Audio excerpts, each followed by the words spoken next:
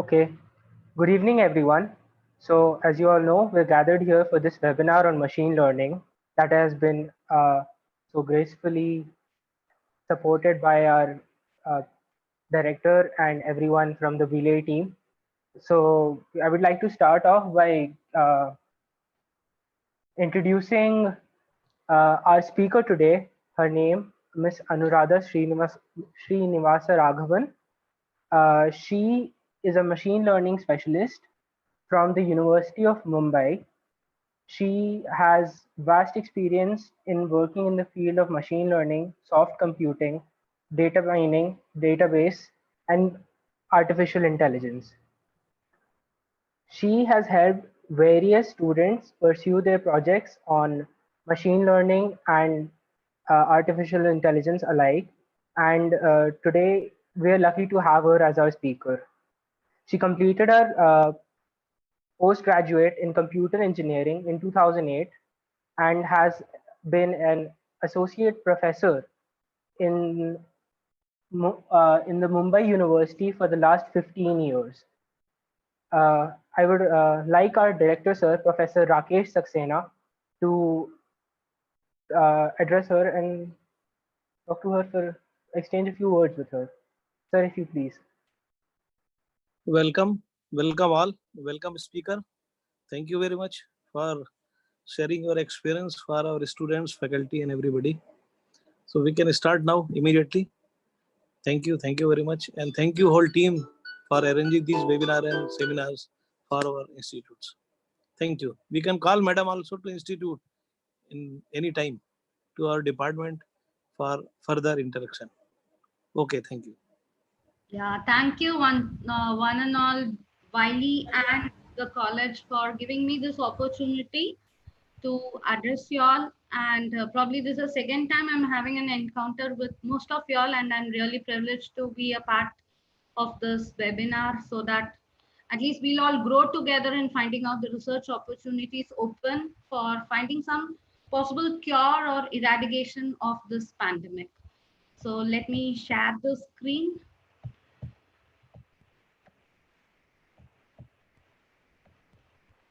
So is my screen visible to all? Is my screen visible? No, not yet. Ma'am, not quite yet. 1 minute.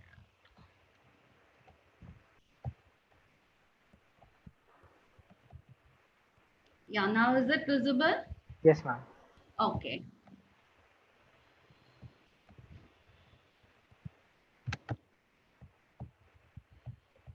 So to start with, now the topic which I've been called as a speaker for this webinar is how will ML aid in the prediction of COVID? Or I can put it in other words, can ML aid?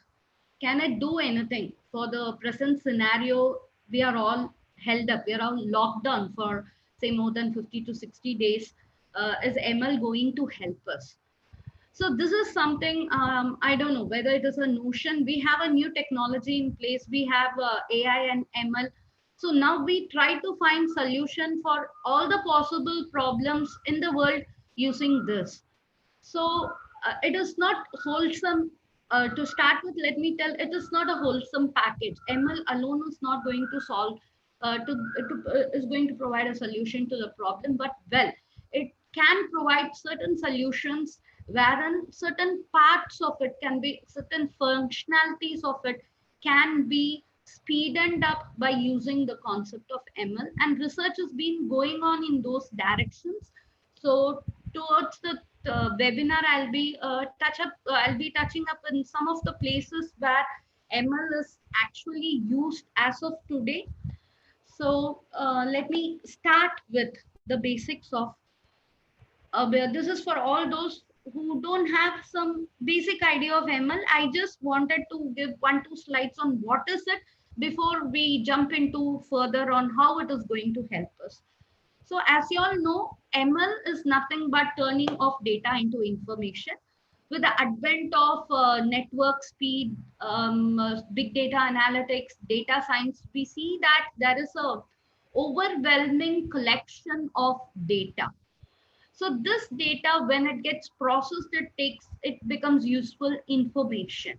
So this useful information can be used for modeling systems, can be used for finding out the hidden patterns which are present in the system, and it can also be used hand in hand with artificial intelligent expert systems, so that the place where human intervention can be reduced, most of the mundane tasks can be automated. The learning of those models require machine learning techniques. So it is actually an intersection of computer science, engineering, and statistics. So the examples which I have put is something which is futuristic. You would have heard about the Google self-driving car. It is something which is available in market in US, not in India.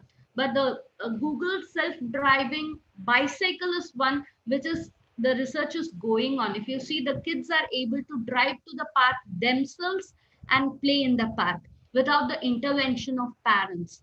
Similarly, you can have robot which is used for farming vast agricultural land. So this is the future of it, wherein people try to use AI based projects for automating most of the tasks.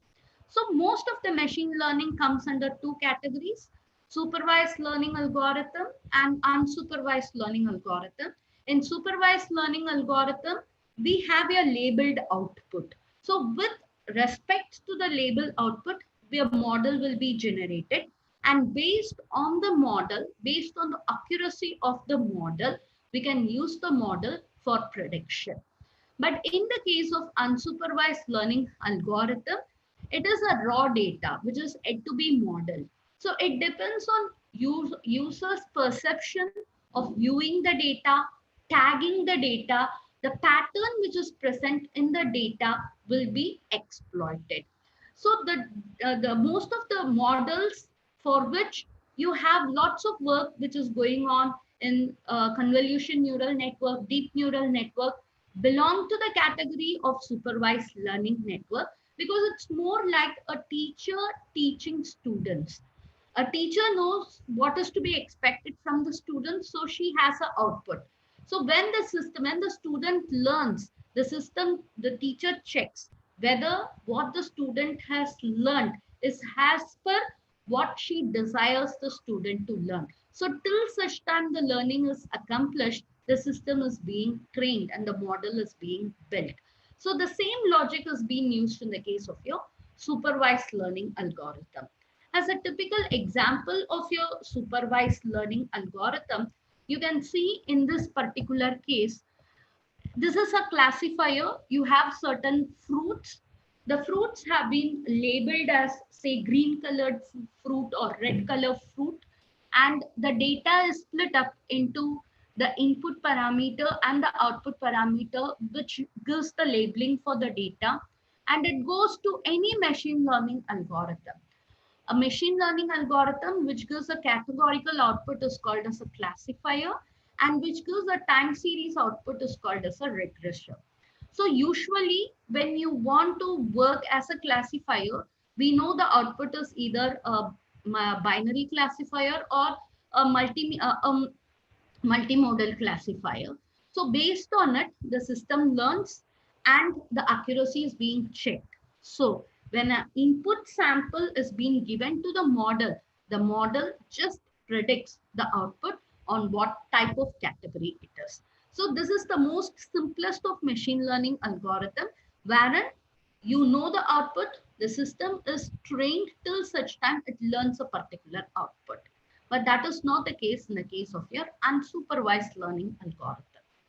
In the case of unsupervised learning algorithm, as shown in the diagram below, you have different data sets.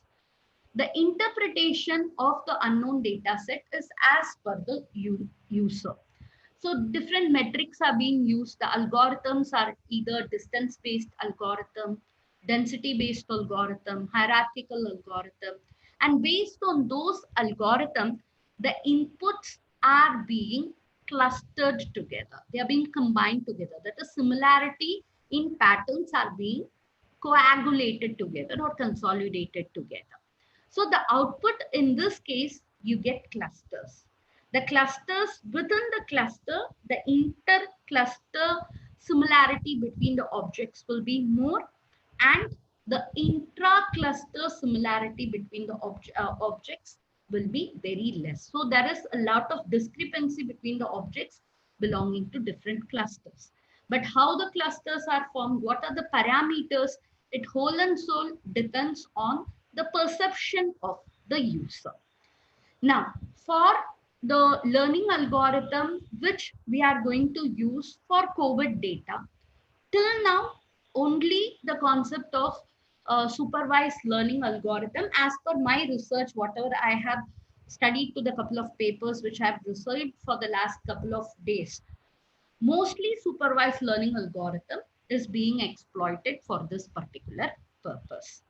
Now, so far, so is for the basics of ML.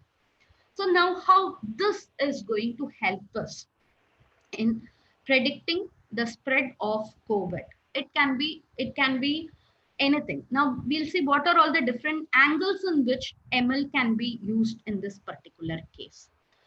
Now to start with, this COVID was declared as pandemic somewhere in mid February 2020 by WHO. It started in a small place in Wuhan of China, and it was first thought that it was because of the wet market between the genetic combination of a bat and the pandemonium. It had started, but the cases, it turned the one which was an epidemic to start with in December, January, it had become a pandemic, and it had started affecting world over. So the entire data pertaining to every minute data, or it gets updated twice in a day or thrice in a day, which are all the places which is affected, and the latest details pertaining to it, you will get it from the site www.worldometers.info.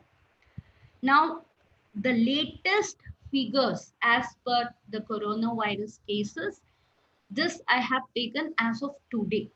As of today morning, 10:30, that is estimated to have around 48,94,278 confirmed cases, with 3,20,188 deaths all over the world.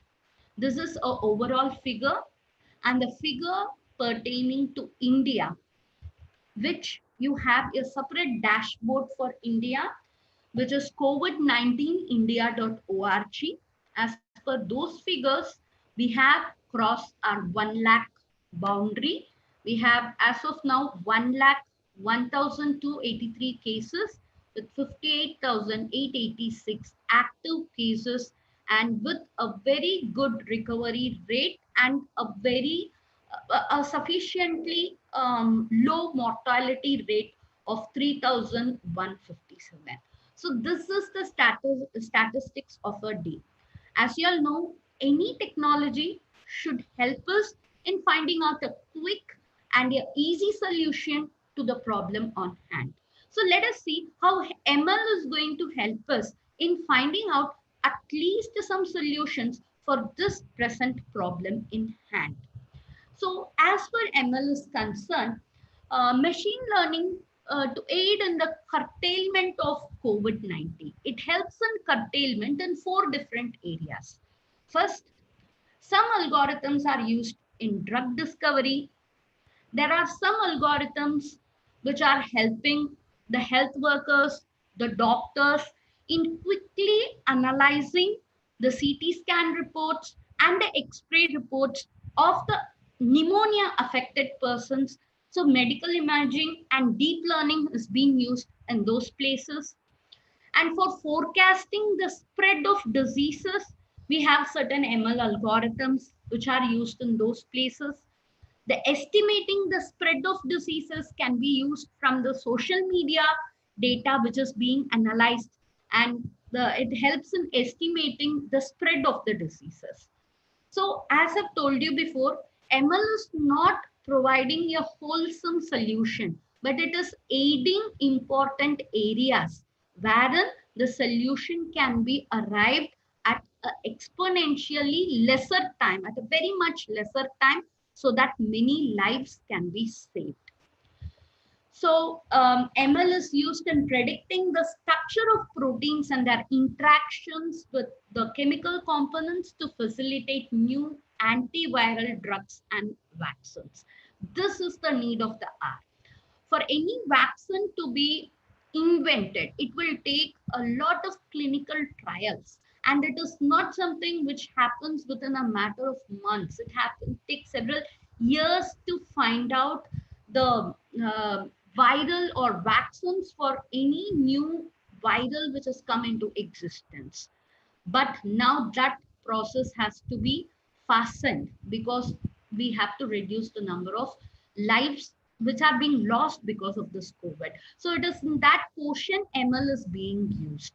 It is also used for forecasting the spread so that we can have an idea about the requirement for hospitals, requirement of ventilators, where it is required, all those things can be forecasted before. So in such places also ML is being used.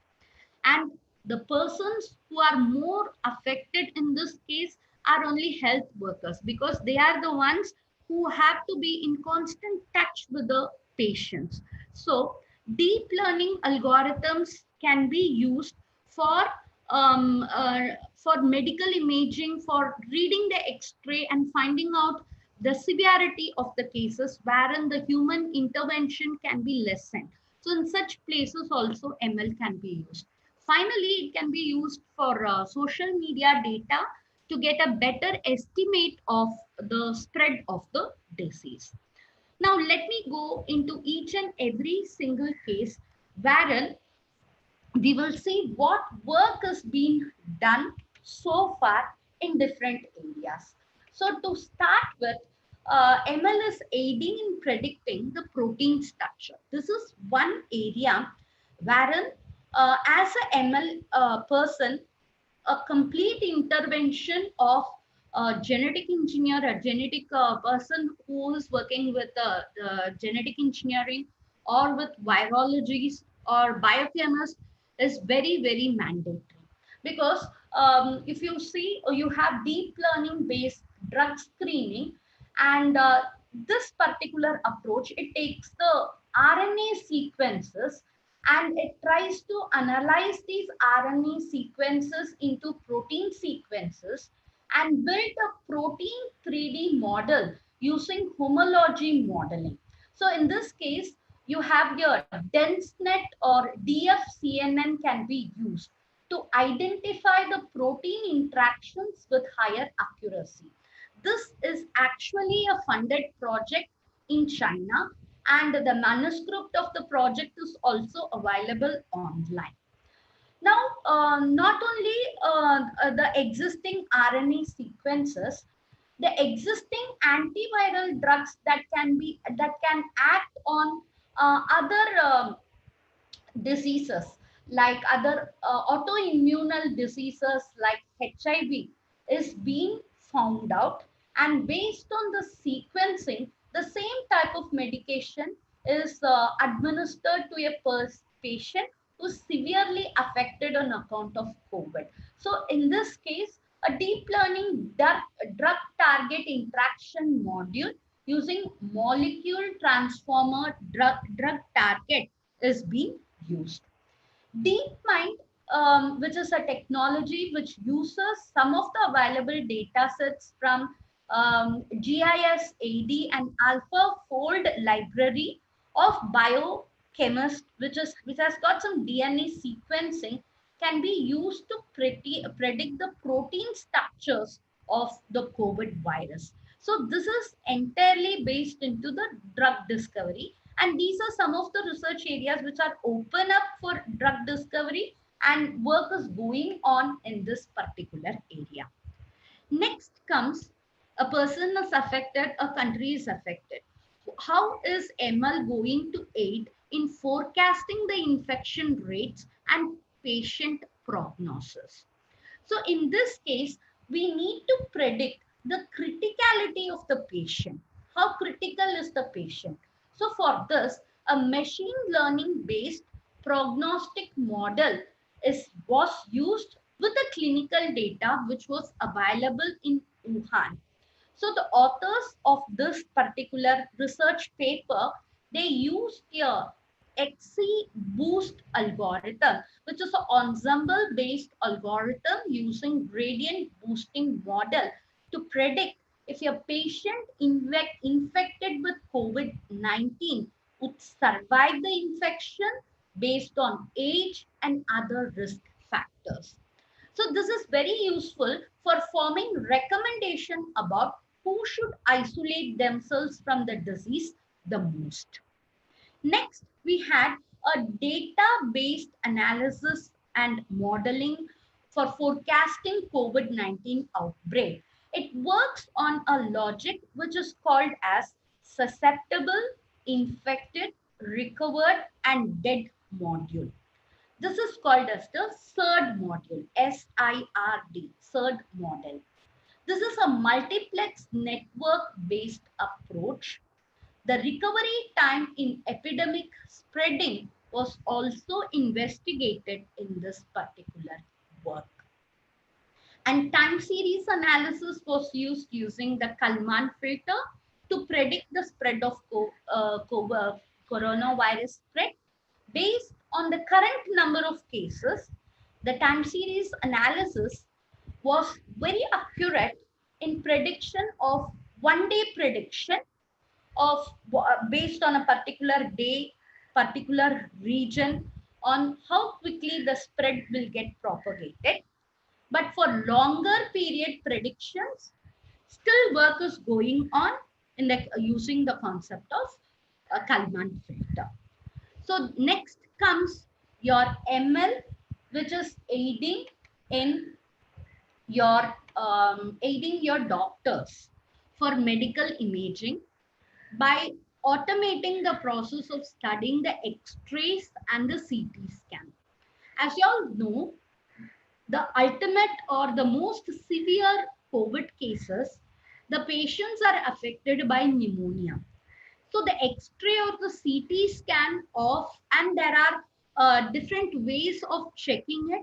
As of now, the throat swab is being checked, and it takes at least 2 days for the results to be out. And I know many cases in Bombay, wherein after the throat swab is being removed, the person dies, and the next day they get the result that the patient has died of COVID-19. So these are all a very tricky and really a very scary situation, which is going on in the current scenario. So this particular approach, ML aiding diagnosing of medical image like X-ray and CT scan, we have deep learning based model for detecting COVID-19 pneumonia on high resolution CT scan, and a study is being going on in this case because it helps lessen the burden of the doctors, and also it provides more insight into the disease itself. Not only that, AI empowered image acquisition methods can also be significantly help automate the scanning procedure and also reshape the workflow with minimal contact to the patients, providing the best protection to the imaging technicians. AI can improve work efficiency by accurate delineation of infections in X-ray and CT images, facilitating subsequent quantification. The computer-aided platforms help radiologists make clinical decisions for disease diagnosis, tracking, and prognosis. So there are lots of research papers which is available using the concept of AI, wherein right from the time the patient enters the hospital, the patient is not interacting either directly with a lab technician or with a doctor. There is assistant learning screens through which the patient is being made to lie on the CT scan equipments. The scans are being automatically taken, and using the concept of image segmentation, the affected portion of the lungs is categorized from, that is a COVID positive patient with higher degree of who's affected to a higher degree is categorized from the patient who is not affected to that higher degree. So what happens in this case? The time taken for remedial actions becomes very quick. So these are some of the portions where AI techniques, deep learning can be used for segmenting and classification of CT images of COVID-19 patients. Next is, how is ML going to help in the spread of disease? So when coming to the spread of disease, a review of influenza detection and prediction cases through social networking sites was taken, and that was used for finding out the similar spread of disease in the case of COVID. So search engines and social networking sites can be used to track trends of different diseases 7 to 10 days faster than government agencies such as Center for Disease Control and Prevention. So that is why some data from social networking sites are being used in order to predict the spread of this particular disease. And also, you have influenza levels using real-time social media stream. That is Google Flu Trends, which proposed a method that uses online search queries data to estimate the influenza activity, and it helps in predicting the future influenza activities. It provides more accurate real-time assessment and combines real-time big social media data and the historical data sets for predictive models for accurate predictions. So the last one, characterizing the propagation of situational information in social media during COVID-19 epidemic. This is a very recent paper of April 2020. In this case, WIBO data and NLP techniques are used to classify the COVID-19 information into 7 types of situational information. The situational information can be obtained from information pertaining to caution, advice, notification, donations, emotional support, help, etc. From the WIBO data, the number of posts, the number of attributes were collected, and from this research, the authors concluded that the content type of the post should be given more importance at the early stage of epidemic to understand the need of public. So this is very useful for researchers or practitioners who aim to build effective social media based emergency response programs and crisis information systems. Next comes your advanced analytics for COVID data. So in your advanced analytics, the talks of different types of tracking the COVID data. Why COVID data has to, why the COVID-19 has got this hype? Why there is lockdown almost in all parts of the world?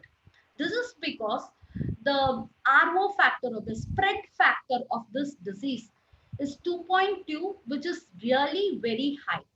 His counterparts of COVID, that is SARS and MERS, they were more fearful when compared to COVID. But the spread factor of those diseases was not as much when compared to that of COVID data. That is the fear behind the COVID data.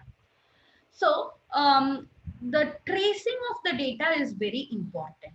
So the contact tracing is imperative to ensure that anyone who's close contact with the infected patients are traced, isolated, monitored for symptoms. So this is another way of looking at things. You have a drug way of looking. We can find out solution to drugs. It can help the medical professionals in quickly identifying the intensity of through which it is affected. Then through social media data, it can help in finding out the spread of disease. Now through this advanced analytics of COVID data, we can find out how this contact tracing can be reduced. So the first one is your spatial temporal analysis.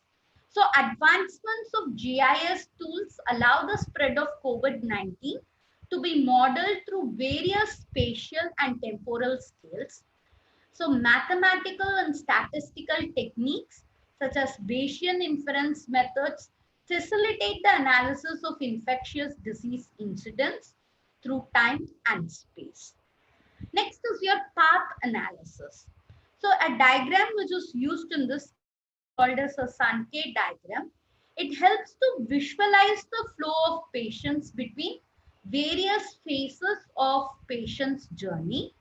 The multi-dimensional visualization helps to understand the flow and category of relationship of patients to specific outcomes. Next, we have a graph data.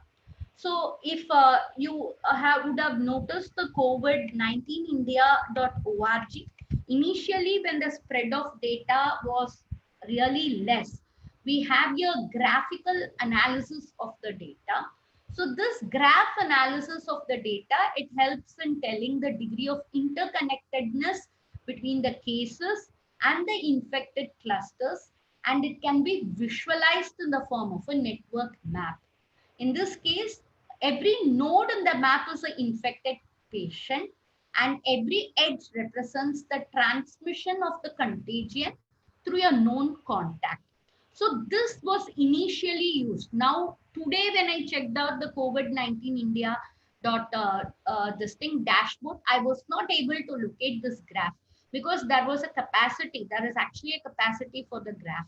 So initially when the numbers were in few thousands, a graphical analysis gives a given a very good identification of who had spread. So there is a famous example for it.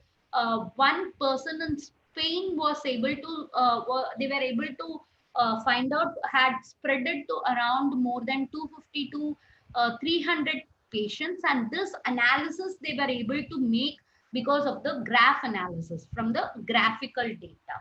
Next, you have Enter Telco Analytics.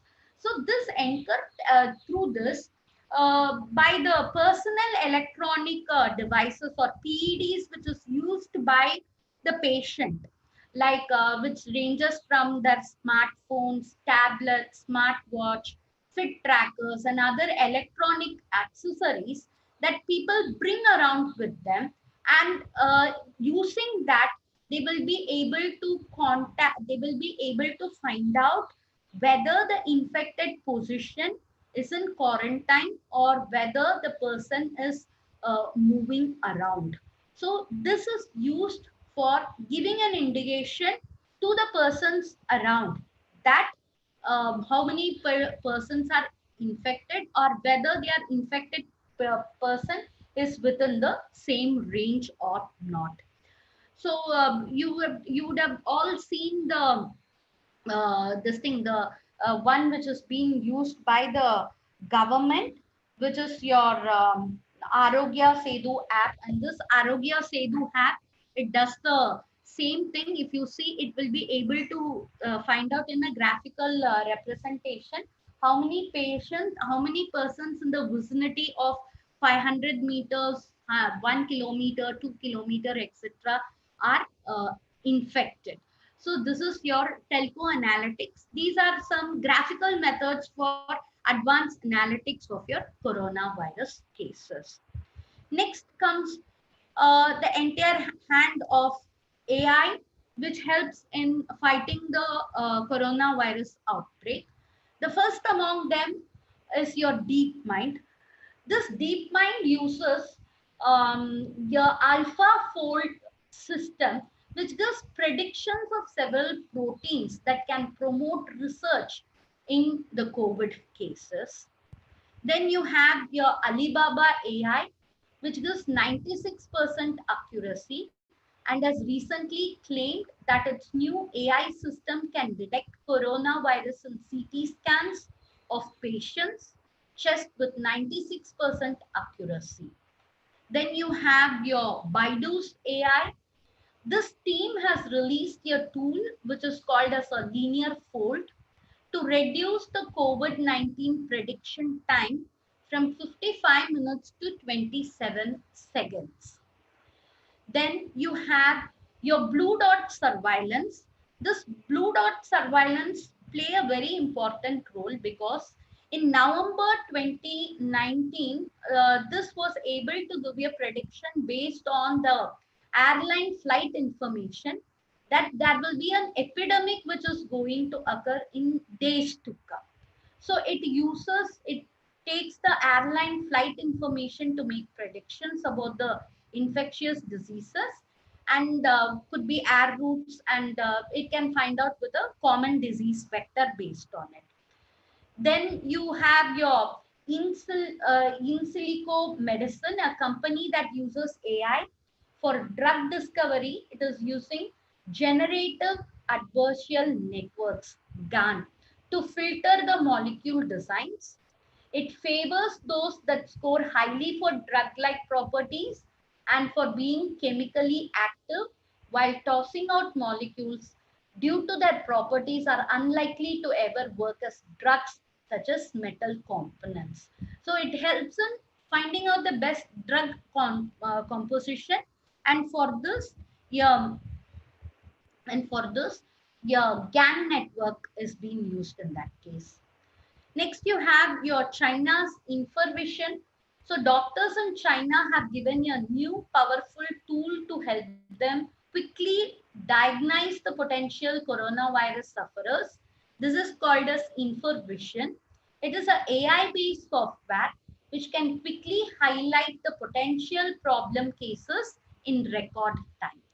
So the software relies heavily on NVIDIA Clara SDKs, which is used for giving a very quick output and processing vast amount of data in very less time.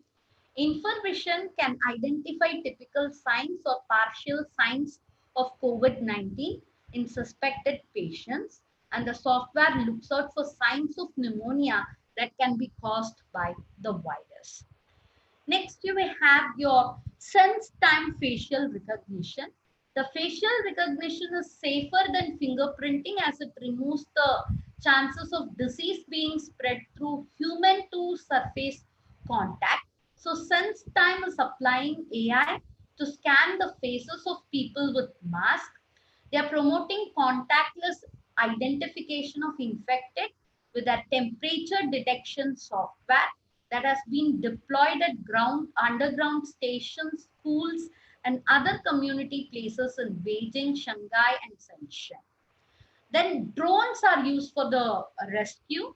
So to reinforce the contactless monitoring of outbreak, drones were initially used in China for sanitizing the roads, the hospitals, and other places.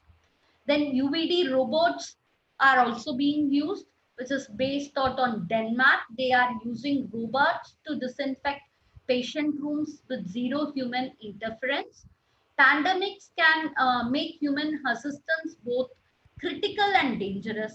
So the medical personnel are at a higher risk. So UVD robots play a very important role for those medical personnel.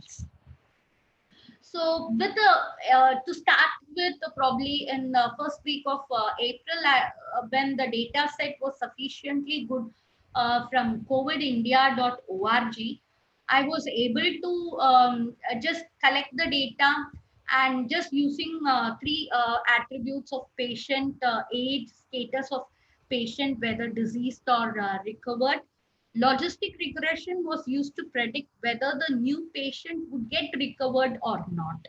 So this I was able to develop with an accuracy of 77%.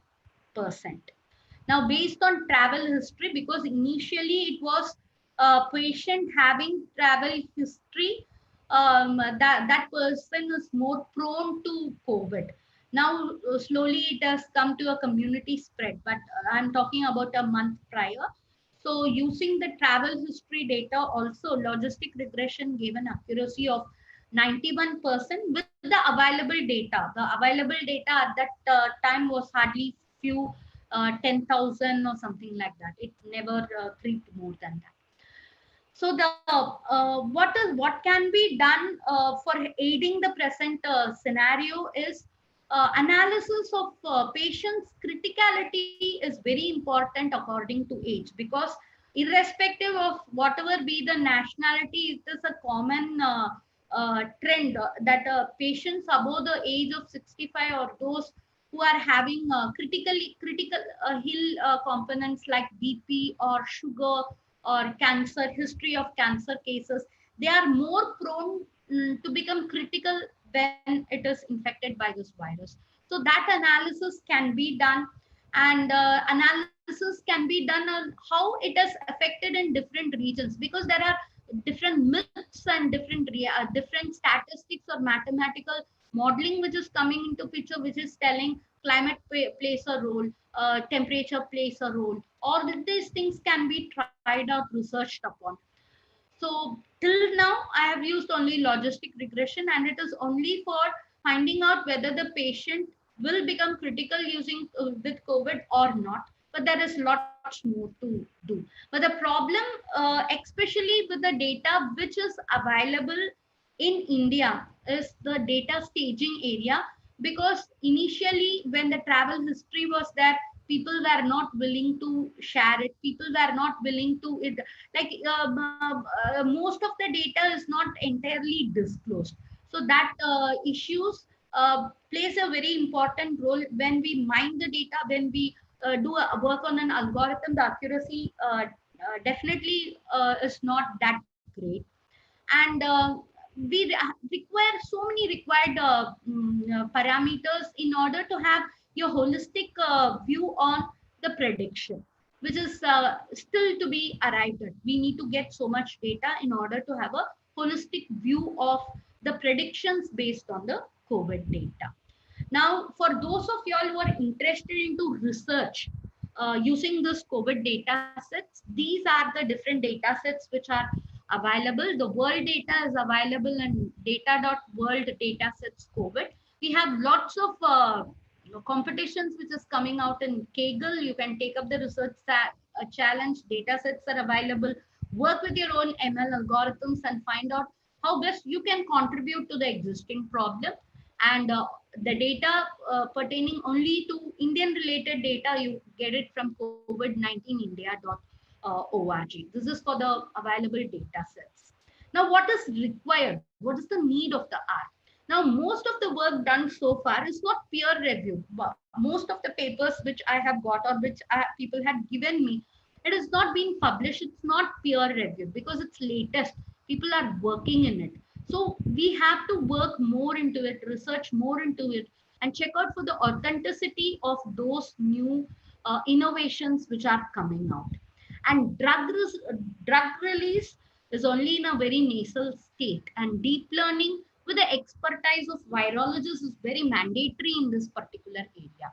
So when I was just trying to pen down these points, I realized that yesterday there was a breaking news that COVID-19 vaccine has been found, and it's tested on human beings, and it is found that 8 out of 8 patients who this dose is being administered to, they have started showing neutralizing antibodies.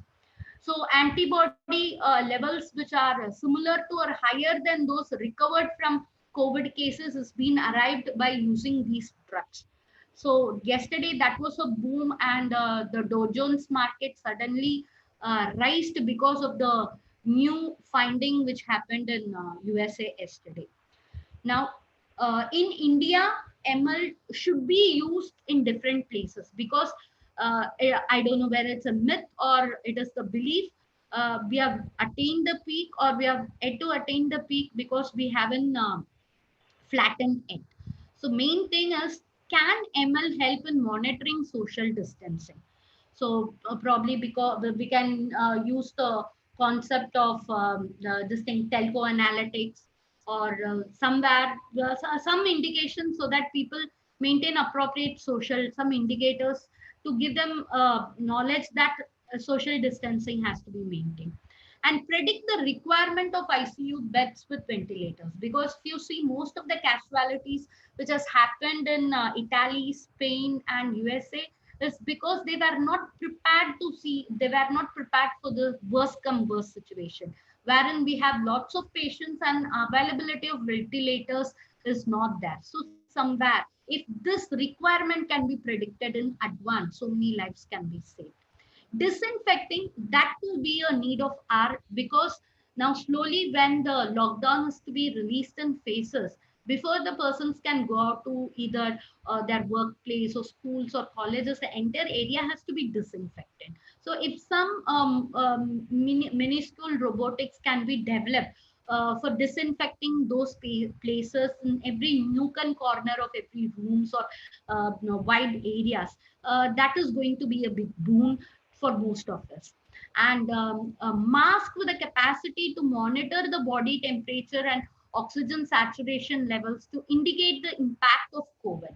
Nowadays, we know that there are thermal temperature, body temperature measurement has come up. That is quite expensive, I think. So it costs around 7,000 to 8,000 per unit. But what if such a mask can be designed with some sensors and some embedded technologies inside it, so that when the person is wearing it, based on the indication, we will come to know whether the patient is safe or unsafe by some LED lights showing in different colors, say green or orange or red, indicating whether the patient is likely to be affected or not affected. So it is going to be a boon not only for that patient but also to the person surrounding him.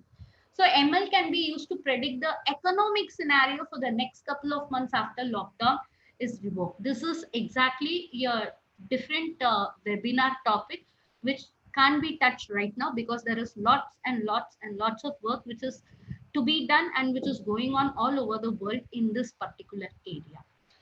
So these are my references. So I have referred to a couple of web references from towards data science and in about COVID and analytics India. And these are some of couple of papers, and some of the colleagues have also shared some papers with me. And this is for my references. So this is for my webinar for today. So any queries? Any queries?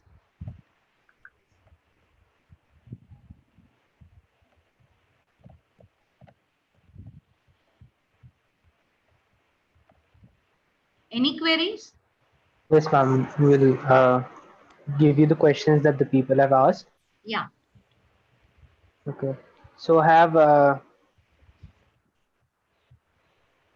Mr. Yunus Khan. Just a second, ma'am.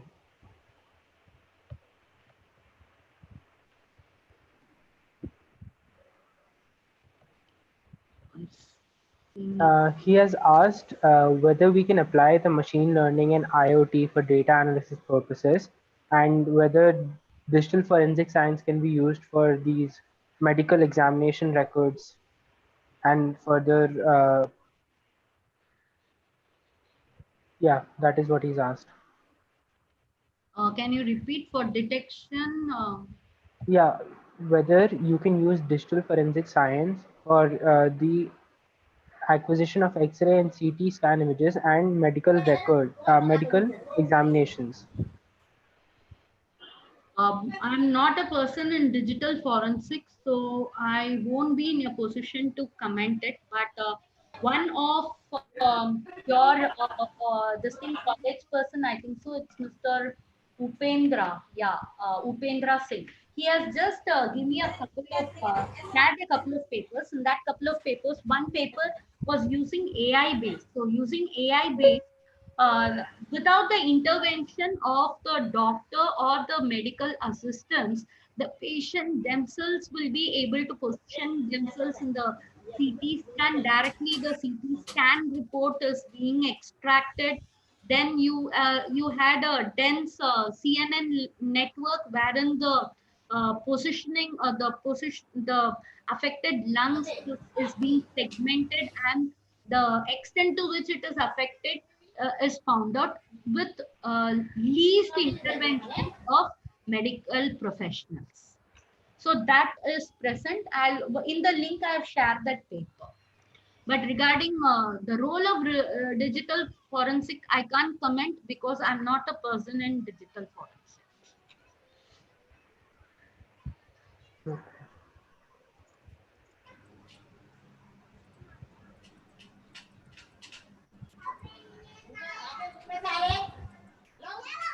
So you have questions pertaining to what are the predictors in logistic regression model. So as I've told, this work was done a month back, wherein I had just taken a very minimal parameter like age of the person, gender of the person, and whether the person has traveled, has a foreign travel or not. And based on it, using logistic regression, the prediction was whether the person, what is the severity extent of the person, whether the person is prone to be very severe COVID positive person or not. So in other words, what was the this thing, a recovery rate of a person was being computed using your logistic regression.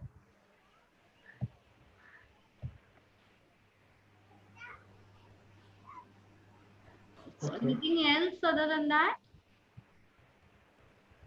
Ma'am, I have a question of my own. Can I please ask? Yes. Ma'am, since Google and services like any mapping service, they normally, when you install their app on your phone or if you have their services activated, they keep a location history. Yeah. So, ma'am, can we not use this location history in knowing what people have come into those areas that were hotspots previously, or determining whether these people were more? As such it is being done, as such it is being done based on the mobile data, based on the positioning when the person is moving out. If you are in quarantine and you're being asked to be in quarantine for a minimum of 14 days, and with the handheld device, it can be a smartphone, it can be your Fitbit. If you are moving out, those patients are being traced, and it is being indicated to the nearest police station or BMC official that this and this person is being tracked outside his jurisdiction. That work has already been done. That is in a very minuscule level, because you know that in India not all, if you see the spread, especially in the slum areas, people don't are not accessible to smart devices. So it is in when they are in sufficient, people have all this smartphones or accessible to all this Fitbit. In such places it's actually being done, it's being done for tracing. Okay, ma'am. Yeah.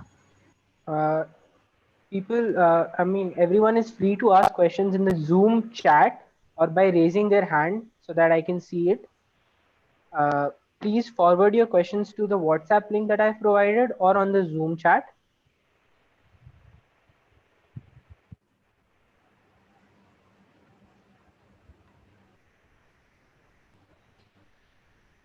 So Reference. I've got this question. You talked about the Arogya Setu app, right? Yeah. Uh, some of them are asking whether how is ML being implemented through this Arogya Setu app? ML is not exactly being implemented through your Arogya Setu app. The Arogya Setu app, it gives you an indication of the graphical analysis. Like, I don't know how many of y'all are using it, but in Bombay, it is mandatory to use it because the number of cases are more in Bombay. So once you install the app and you register through that app, what happens is every time there is an update, it will like once in a week, it will ask you to update. It will ask you some basic preliminary questions, whether you had cold, fever, have you been in contact with any other person with COVID. So based on the data which you provide, it will mark you as safe or unsafe. If you are unsafe, if you're telling that you had fever, and if you have contacted a doctor, you can share the data. And once that data is being shared, then it will try to find out the location around it. That is, if I stay in a particular society, the jurisdiction of 500 meters, 1 kilometer, 2 kilometer, what are your data will be available to the persons. That is, it will mask your entire data, but the society name will be visible. There is no ML which is being used in this case. It just gives a graphical format of representation of the red zones in your particular area. That's it. So NLP, if you can give more info about the use of NLP in this case. See, I think so. NLP, I have told pertaining to um, the doctor diagnosis of the X-ray and the CT images which are being automatically scanned. So for that, deep neural layer or along with CNN is being used. So I can just share the references which I have given to you all. It's freely downloadable, and most of the work which I have spoken, I have just tried to cover up in the references. Okay, ma'am. I'm going to wait a few more seconds for any other questions, and then we're going to move on.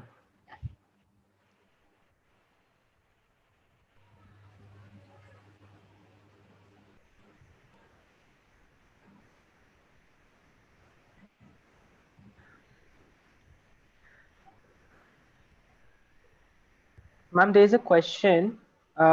Since you've mentioned about NLP already, Miss Shraddha wants to know what is the use of NLP here.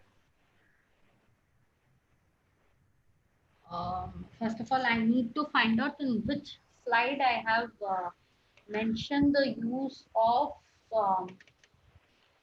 NLP. So I can refer to the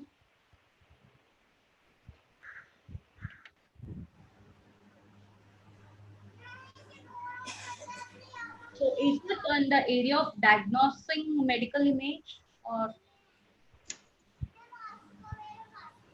is it in that area? Can you just find out, can clustering be used for deciding the red, orange or green zone? Yeah, clustering can be used because you can find out the distances between the affected person, the society, and the circumference of the other persons. We can just use the clustering in that case.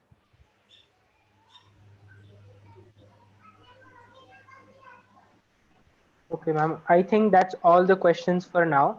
I would like to invite Muskan Bagre for the vote of thanks, and so that we can complete this webinar session. Yeah. Am I audible? Yeah. Yeah. Okay. I think we have reached the end of our session, right? I would like to thank our speaker, Ms. Anuradha ma'am. We know how busy she is. Thank you so much, ma'am, for taking out your time and enlightening us. The information that you provided was very important and it was very good to know. And I would also like to thank Mr. Jitendra, head of Relay. Thank you for making this workshop possible. We look forward to more ventures like this. Also, I would like to thank our HOD, Dr. Sunita Verma, and our director, Professor Rakesh Saxena, for their constant guidance and for providing us this opportunity to conduct this webinar. Lastly, I would like to thank all the candidates for their active participations. Hope you had good learning. Thank you so much. Thank you, Muskan. Thank you everyone for this session. I hope you learned a lot from this, and please look forward to more sessions from us like this. Thank you so much. So thanks a lot, everyone. Thanks for giving Okay, me- I think HOD ma'am would like to say something. Yeah. I thank from my side to Anuradha madam, and I want to thank the organizing team of our department, including faculty and the student who put lot of hard work to organize such kind of the webinar. So I also want to thank the organizing committee also. Thank you, ma'am. Thank you so much. Thanks a lot. Okay. Thank you, everyone. Please be sure to fill the feedback form once we send them out to you. The rest will be contacted to you on WhatsApp. Goodbye.